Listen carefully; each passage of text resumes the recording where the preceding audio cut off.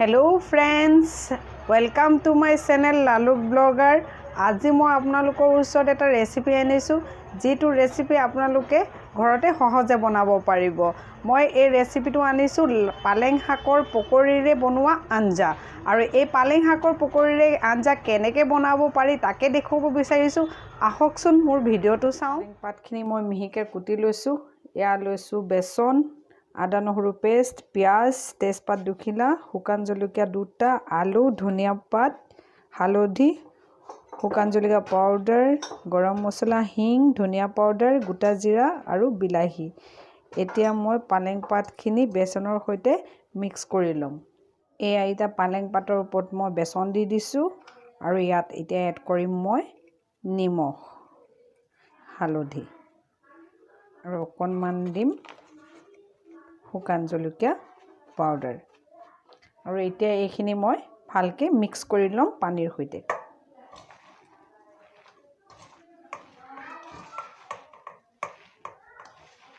ইয়াত তেল গৰম হৈছে আৰু ইয়াত মই পকৰিখিনি বনাই লওঁ।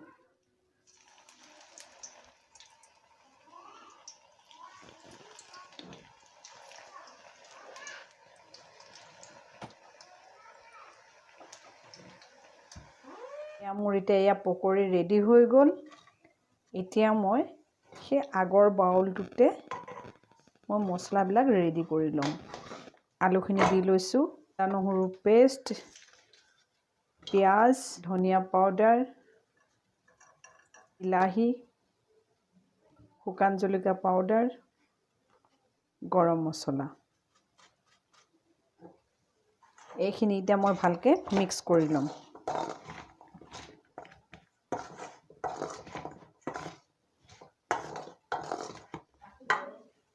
নিমখ সোৱাদ অনুসৰি আৰু হালধি এইখিনি ভালকে মিক্স কৰি লম। ইয়াত তেল গৰম হৈ আছে। ইয়াত মই এতিয়া জিৰা দি দিম আৰু তেজপাত আৰু শুকান জলকীয়া।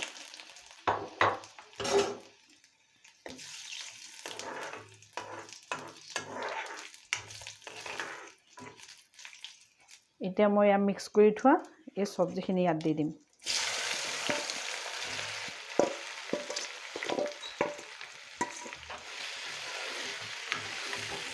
এতিয়া মই অকমান এই তেলখিনিতে অকমান হিং দি দিছো। এইখিনি অকমান ভজা ভজা হৈ গৈছে। ইয়াত এতিয়া মই পানী এড কৰি দিম আৰু ঢাকনি লগাই দিম। এয়া মোৰ এতিয়া পালেং পাতৰ পকৰিৰ আঞ্জা হৈ গ'ল আৰু ইয়াত মই এতিয়া ধনিয়া পাত গাৰ্নিছ কৰি দিম।